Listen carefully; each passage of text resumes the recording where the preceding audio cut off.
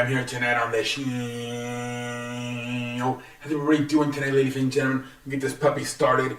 Let's get started here tonight on a Tuesday. We got some wrestling, we got some freaking sports.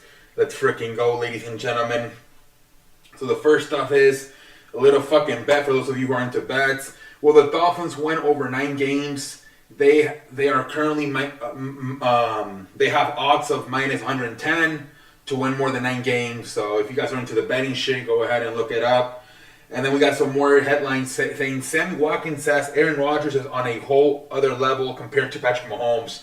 See, you fucking have Tyreek Hill saying the same shit about Tua Tagovailoa, right? That he's better than freaking Mahomes.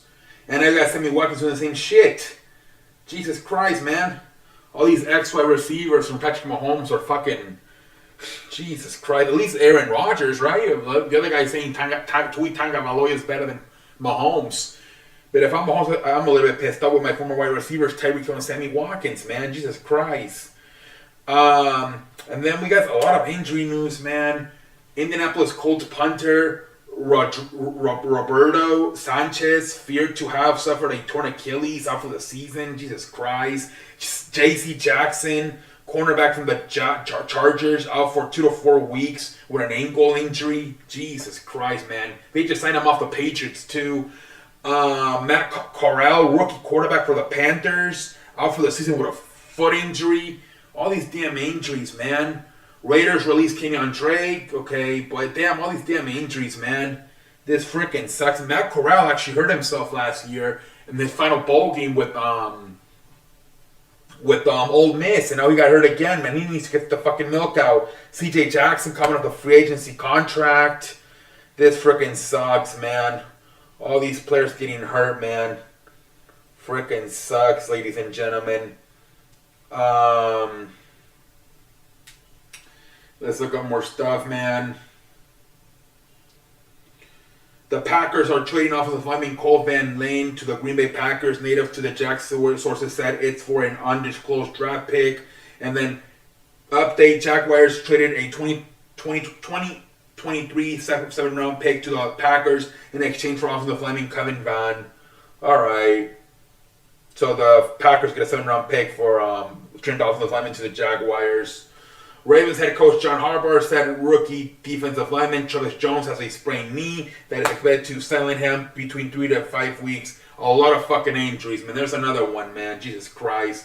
49ers play defensive back Jason Verrett on the reserve physically unable to perform list, meaning he's out at least for the first 4 games. Another fucking injury.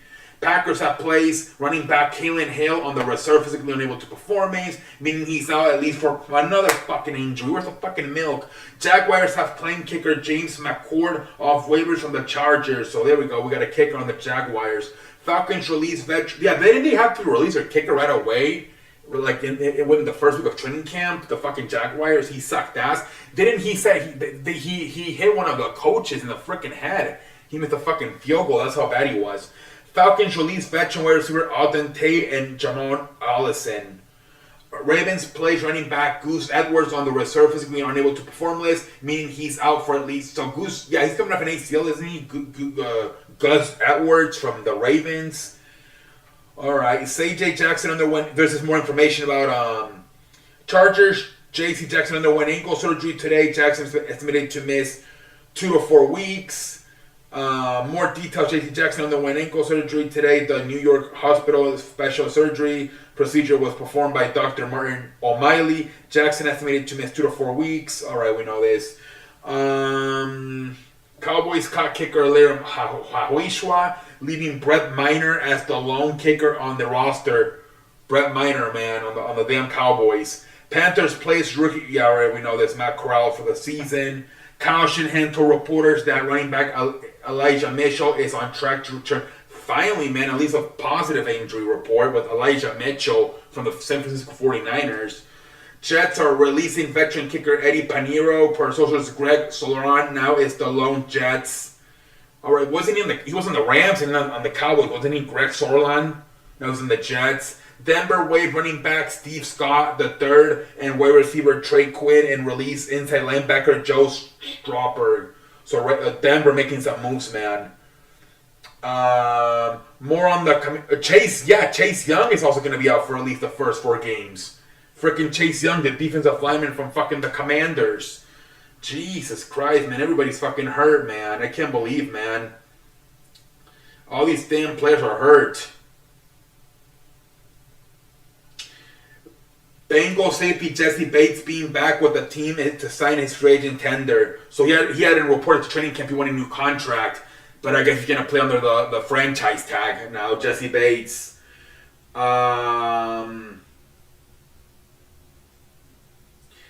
Franchise safety alright, let's go.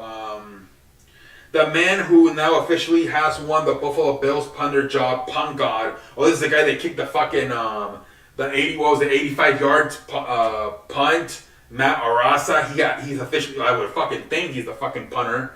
He better make the team. That's about it, man. Just a bunch of fucking injury news. Jesus Christ, man. Jesus Christ. A bunch of fucking injury news, man, in the frickin' NFL, man. And there was a report that Russell Wilson got on the top 100 was like number 61. Or Jesus Christ, Russell Wilson? Are you fucking kidding me? Jesus, I don't get that one either. That made me scratch my ass. I don't even have androids. All right, let's move into the National Basketball Association. And hey, it's finally over, man. Kevin Durant is no longer want to be traded. He met with his people, Sean Marks, Steve Nash, and the owner of the Brooklyn Nets in Los Angeles over the weekend. And he will stay with the Brooklyn Nets. So no more, man. The Kevin Durant trade discussions are over. The Nets say he's under contract for 4 years. The following statement has been released by General Manager Sean Marks. Steve Nash and I, together with owner Joe Tsai and Clora G. Tusa, met with Kevin Durant and Rich Kleiman. Rich Kleiman being his business partner in Los Angeles yesterday. We have agreed to move forward with our partnership. We are focusing on basketball with one collective goal in mind: build a lasting franchise to bring a championship to Brooklyn. So officially he's back, man. And the end of the Kevin Durant and the Nets played out a similar way to Kobe Bryant and the Lakers in 2007. A turmoil summer after a trade request, talked with teams, no deal, and ultimately decision to return to the franchise. Yep, Kevin Durant, man, is back with the Brooklyn Nets, man. Yeah, and lately you've been getting a lot of leaks, right? Denver was in it, Milwaukee was in it, all these teams, and I wonder why those leaks are coming out. Maybe it's because the reason all those leaks are coming out now, you know, the Grizzlies were in it, is because it's not happening anymore, man. Now, I don't think a lot of, you know, the players are going to be Pacific, right? You know, like the Bucks were willing to trade Holiday and fucking Chris Middleton or what the Nuggets were, you know, Jamal Murray, Michael Porter. That's not going to come out. I wouldn't think that shit's going to come out. But you're starting to see a lot of leaks, a lot of teams that made offers, like the Bucks, Nuggets, Grizzlies, that, you know, back in July we didn't hear of. So it's over, ladies and gentlemen. Kevin Durant, Kyrie Irving are both being with the Nets. So the Nets, man, oh man, now the NBA's like, shit, we didn't put them on Christmas. Jesus Christ, man. Pendejo face, man, but man, they didn't know what the hell was going to happen, I guess. Alright, let's get into the frickin' Major League Baseball, ladies and gentlemen. The Yankees, man, ever since Aaron Boone threw that tantrum on Saturday, they had won 3 in a row. They fucking swept the Mets in a 2-game series. Aaron Judge hit another fucking home run. Jesus Christ, man. Yankees are back to heating up. They're 3-0 ever since fucking Aaron Boone went ham on that frickin' in that fucking press conference, man. And here we got the Los Angeles Angels of Anaheim may be up for sale. Art Monaro announced he will explore selling the team. His one great move in baseball was buying the team. Has made a few mistakes since then. Yeah, man, a lot of money, especially, right? You freaking Albert Pujols, Josh Hamilton, Justin Upton, Anthony Rendon, all these moves, right? But they can't get any fucking pitching. You know, now they thought they finally had some with Noah Syndergaard and Shohei Ohtani, but nope, now they trade away Noah Syndergaard to the Phillies. They just can't figure it out, man. He might say, fuck this, man. They tried freaking bringing in Joe Madden, who everywhere he's won, he lost. They fired him. They just can't figure it out, man. Cannot figure it out over there in Orange County with the freaking Los Angeles Angels, man, of Anaheim. They just cannot figure it out. So maybe the owner might just throw up his hands in the air and get a damn trade, man. That I don't blame the freaking owner, man, for But I mean, no, I'm surprised that he's willing to freaking sell. But I mean, he's tried everything, man. He's fucking tried everything, and nothing's fucking working for that freaking franchise. He's fucking tried everything, and nothing fucking works. All right, ladies and gentlemen, let's go to Monday Night Raw. Let's go to... Oh, you know what? First, before we go to Raw, let's go through the news, and then we'll go to Raw, ladies and gentlemen. I beg you pardon. Let's go. Let's see here. Let's see, ladies and gentlemen. All right. So, obviously, the Johnny Gargano, he's back on Monday Night Raw. They're saying nobody knew shit about this. Not even the freaking wrestlers, the producers, the writers. They said literally like about 5 minutes before he was supposed to come out, he showed up to Gorilla. Gorilla's like the spot there right before that you go out to the curtain. So I guess only Triple H and Stephanie and maybe Nick Khan knew about this. They said not even the writers and producers knew, man. Yeah, you saw this in the past. You saw this back in April with Cody Rhodes, how they kept him like in a ban. And then when he was supposed to wrestle, they made him put like a hoodie and they drove him out in a golf cart. And yeah, it's crazy how they don't even let the wrestlers know what's going on. It's almost like like the wrestlers have to watch the show to see what everybody else is doing. That is so crazy, man. I'm pretty sure they did the same shit with him. They kept him like in the parking lot, maybe like in a van, and then they brought him out with a hoodie. Nobody could see his face, maybe in a golf cart, same situation. That is crazy, man. But they said usually the producers know, the writers didn't even know. This was crazy, man. Imagine if, I don't even know if freaking Kevin Dunn, I'm sure Kevin Dunn knew he had to play the damn music. He's the leader producer. But outside of probably those four people, Nick Khan, Kevin Dunn, Triple H, and Stephanie, probably nobody knew that what was going on, man. Jeez, that's crazy, man. The freaking women's tag team tournament is a clusterfuck. Now, another freaking injury. They're going to have a second chance, fatal four-way match, I think. This is the second tag team that gets hurt. What a fucking clusterfuck, man. Jesus Christ, man. Oh, my Lord. And then Edge, after his match, after Raw went off the air on the USA Network, said he wants to go one more year, and next year, in 2023, go back to Toronto and have his last match. So I think usually a lot of people are saying his WWE contract probably expires next year. And that's probably the case because usually contracts in wrestling are about 3 years. So I believe he signed it in 2020. So it probably does make sense that it ends in 2023. And now I think he got hurt. So what happens when you get hurt is while you're recovering, they freeze the contract. So I think he started in January of 2020. But maybe because I think he broke his shoulder or something, they probably froze it for a few months. And that it's good possible that they froze it until August of 2023, about 7 more months. But Edge said yesterday, I want to retire next year here in Toronto. So maybe it could be part of it that he said, I'm going to sign a 3-year contract, and once that contract expires, I'm retiring. So we'll see what happens, man.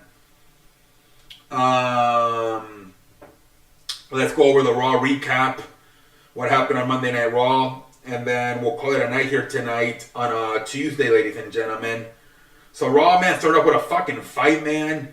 Freaking Rollins and Matt Riddle, man, fighting all over the damn arena. They had to get separated by security. Good stuff Monday Night Raw, chaotic. That's why I love chaos. Then we start off with freaking Bailey. Bailey comes out with Dakota Kai and Io Sky. You know, they start talking their bullshit. They get interrupted by Trish. No, actually, I beg your pardon. What the fuck am I smoking? Trish Stratus came out first, and then Trish Stratus came out first, and then Bailey and her group came out, and then after that, Bianca Belair came out, and then freaking Asuka and Alexa Bliss came out, which fucking led to a tag team match between Dakota Kai and Io Sky versus Alexa Bliss and Asuka. This match was actually for the tournament. Dakota Kai and Io Sky ended up winning the fucking match. Alexa Bliss and Asuka were kind of crying after the match. I hate when women lose and they cry. It makes them look weak. I don't know why they do that, but like, oh man, I feel like pendejo face right there, man. I hate when they fucking have the woman cry after they lose the damn match. Like you're looking like a badass in the promo, and then the match, and then you lose and you cry. It's like, what the fuck, man. But it was a good match, man. Then you ended up having a match between Dolph Ziggler and frickin' Finn Balor. Was a pretty damn good match, man. One of the best matches of the night, man. Obviously at the end there, Finn Balor wins it, but it was a pretty damn good match, man. I pretty much enjoyed it. Great ass match. Pretty damn good match, man. And then we had Chad Gable and Otis come out, and they said they want more students to their academy, I guess. They're like, we want smart people that are also fighters and shit. And he says, I actually have an open challenge for tonight, and the open challenge ended up being Kevin Owens. Another great match between Chad Gable and Kevin Owens. This was another fucking great match. Like, it really was, ladies and gentlemen. Back-to-back great matches by Finn Balor and Dolph Ziggler, and then Chad Gable and Kevin Owens. At the end there, frickin' Kevin Owens wins. After the match, he stunners Otis. He stunners Otis, and then he power bombs Chad Gable on top of him. And then he also won the match with what was it called? The pop-up power bomb. But then he still had the stunner after the match. So I don't know if I like the stunner. I think he makes him look more original when he hits people with the pop-up power bomb. At least hopefully they take the stunner off of him. I really hope they do that, man. It's like Seth Rollins with the powder grease. Like it's not them. It's, you know what I mean? But yeah, man. Then we get promos from Rhea Ripley and Finn Balor and Damian Priest and shit like that, man. And then we get a freaking match, Aliyah versus Bailey. They backstage, they freaking they got into it and they didn't have a match. And Aliyah is actually from Toronto. This is Bailey's first match in over a year. It was a good match, don't get me wrong.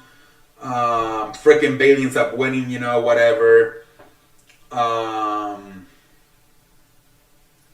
then we freaking have a tag team match. It was Tommaso Ciampa and The Miz versus the Bobby Lashley and AJ Styles. So it's crazy. Last week they were fucking teaming up. Bobby Lashley and AJ Styles fought, and now they're teaming up. So the thing in this match, what happened, it ended in a no contest. Because what happened was freaking Dexter Lumis showed up, and at first it looked like he was going to go after AJ Styles, but then the police got him, or the security, and took him away. But then it was a different guy. It was actually Dexter Lumis, the one who appears on the other side, and he grabs The Miz and pretty much kidnaps him. And that's the end of the match. Tommaso Ciampa seemed like a pendejo. Like, what the fuck happened? I don't know. A lot of people, I think the fans were confused. I don't know. Not a lot of good reaction. I wonder, the other guy, was he just used to distract the security? Or is there more than one people in this whole thing? Is it just Dexter Lumis? Or is there another person? Because that was definitely a different person. The one that seemed like it was going to go after AJ Styles, that gets taken away by security. And then at the end, you see Dexter Lumis on the other side taking away The Miz. The whole night, you have Adam Pearce with a picture looking for him with the police backstage. There, at one spot, you have the security and Adam Pearce looking at it like smoke coming out of like something. So they do a good job of small details throughout the whole show and the backstage of Dexter Lumis is causing chaos. So, good shit, I guess. Good shit.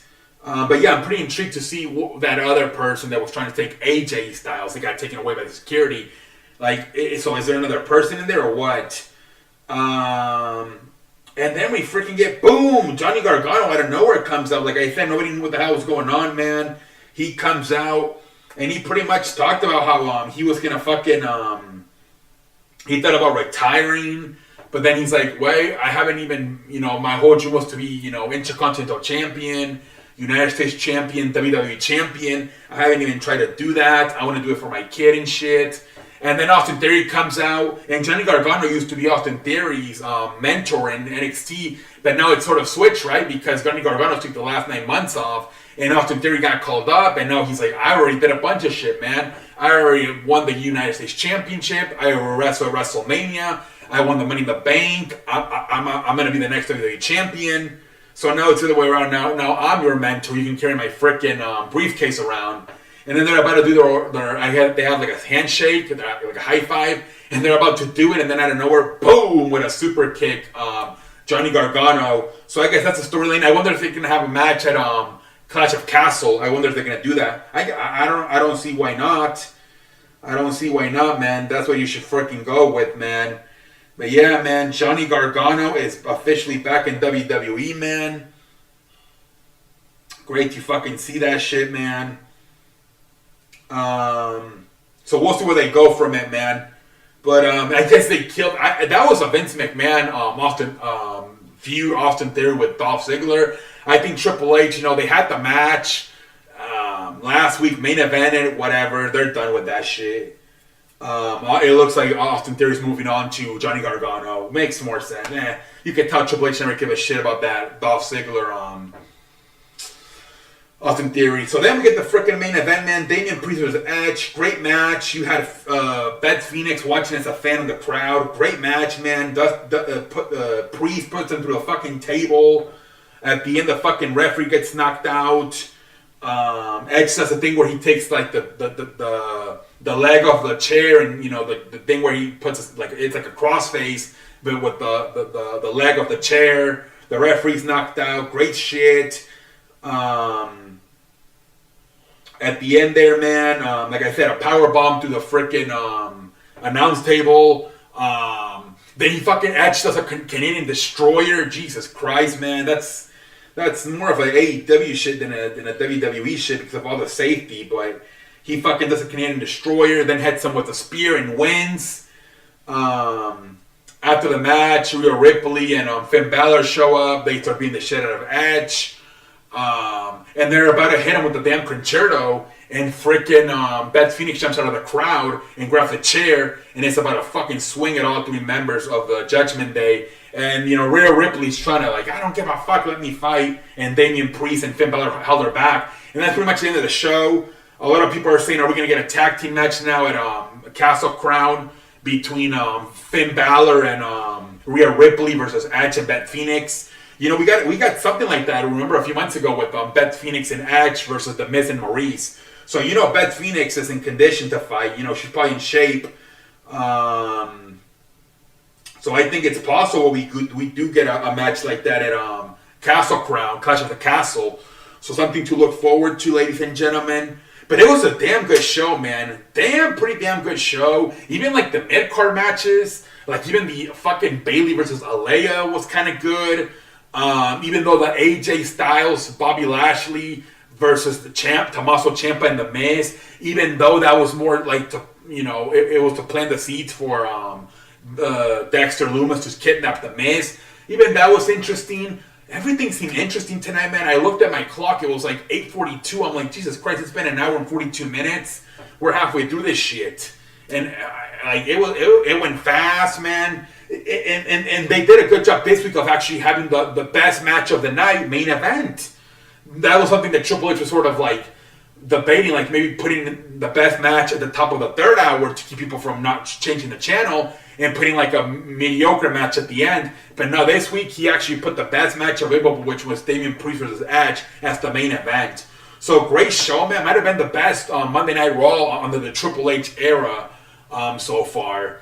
Great ass show. They're saying the draft was supposed to be in September, but now they're thinking about pushing all the way back into April. And they want it to be possibly, like I think I said this in the past, the the Monday, the Raw after WrestleMania. So we'll see, man. We'll see what the hell goes down. I guess there goes that fucking rumor about Damian Cross getting drafted to Raw and then beating Roman Reigns for the WWE Championship and taking over to Raw. I guess there goes that fucking story. I wonder what they're going to do with the USA Network asking for a world title to be on Raw. So we'll see what the hell happens, man. But I think more. I'm gonna look for more information on the whole thing about the draft possibly getting delayed until April of next year. We'll see how that's another 8-9 months for SmackDown. And Roman Reigns, like, he's a part timer, so all you got no Charlotte. Man, outside of Drew McIntyre, SmackDown might be in trouble for a while if they postpone it until April. Ladies and gentlemen, until next time, I'm like a light. I thank you for watching.